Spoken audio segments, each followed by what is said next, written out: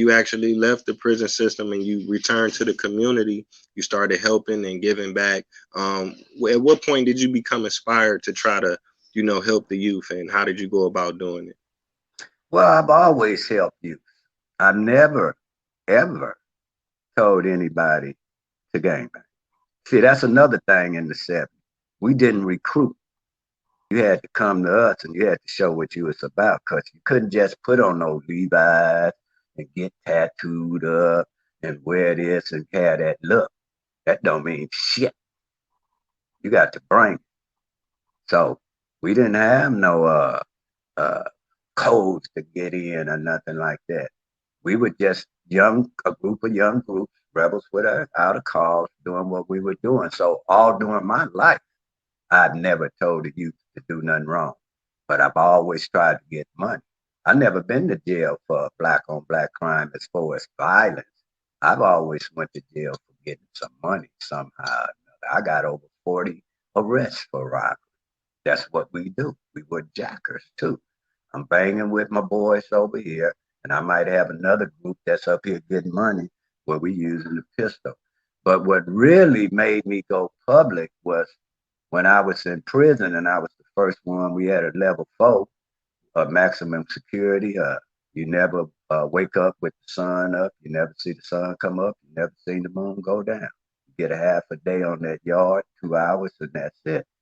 So once everybody found out I had a chance of getting a reversal and actually getting the life sentence off of me, uh, when I did get it, they told me, Melvin, whatever you do, don't forget about us in prison. So I got out, I wrote the book. And from 97, I ended up being a civil rights activist, helping the youth. And that actually changed my life. So since 1997, I've been a public figure, which a lot of people don't know.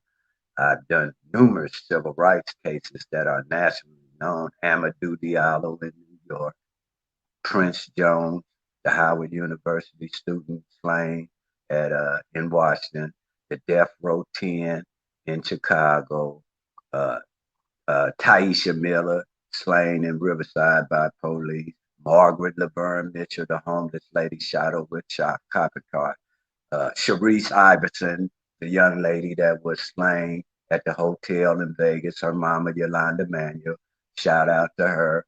I did the case where the police that has the head of the sheriff department, he in prison now, but he was letting the Mexican mafia kill blacks within the county jail. I went there with Christopher Darden, took a nurse with me to check on 849 inmates that had been stabbed, scalded, beaten, and we filed a lawsuit, the one first in the history, to where the police were found guilty of not protecting a certain ethnic race within the prison, in the prison system, because it's jail.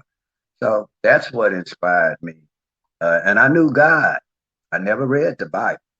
Not one time. When I've been in prison, anybody know you can get a Bible before you can get water.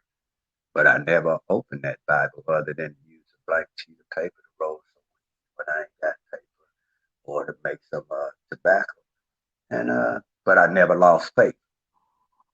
And when I got out, I had enough sense to know that God didn't slam these doors on me permanently, where I've had numerous friends of mine been down 40, 35, 40 years that are just now getting out from the behavior from back then. And they was up under going to prison when all you had to do was 7 years for a murder in the prison system, and you're eligible. They called it 7 up. Now they got determined dates with numbers on them, and you got a set time. So that's how that started. After I got the life sentence, I got a awakening, a calling, and that's what I've been doing. Okay, okay. Wow, keep up the good work, King. You know what I'm saying? You definitely planting some seeds, and it's gonna have a major effect on the community for decades to come. The elders is very important, very knowledgeable, you experience. So it should be more elders that do come out into the community and participate and work with the youth and different things like that. So I want to commend you. I wanted to ask you about Nipsey Hussle. You actually got a chance to meet him. I wanted to ask you, what was your experience with meeting him, and how has his life and his work and his music affected the community and the people of Los Angeles? Well, I seen Nipsey. We was at, I think, the Greek right before Joey Badass. I was a guest with Joey Badass, and they was giving some concert tour, and I seen him a couple weeks before that. But on my end, Nipsey Hussle just was an icon of his community over there in the Rolling 60s. I'm from Gangster Crip.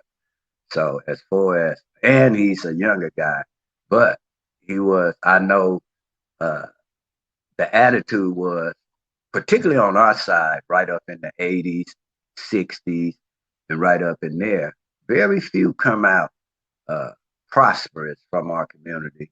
So at the end of the day, uh, people were, proud of him because of what he did and that he made it out. And then you had those that, oh, that's just Nipsey Hussle. But he, on his side, he gave back to the community, uh, tried to show them economical development, and he surely was helping his people and his tribe from over there. So, it was tragic what happened, but it's not the first time that this happened. I'm built to witness murder. I come in this game witnessing murder. So when I hear about a murder, it's no more different than we had a young man that was killed the other day. Who speaks for him? Who speaks for a young man that ain't famous? But his life is just as important as anybody else, not only in this community, around the world. So I try to speak up for those who otherwise voices wouldn't be heard and bring attention and awareness to that. But at the end of the day, Nipsey Hussle was a great icon for this community and just one of the a few that had a chance to make it out and go and be something and come back and give back. Because he could have stayed away and he probably would be alive today. But he chose to come back to help cousin Kerry, who had just got out from doing like 20 years, to give him some a care package, is what I say. Clothing, probably a little money and stuff. So he doesn't have to do that. And that's one of the problems. They got a saying in California, death to the high road.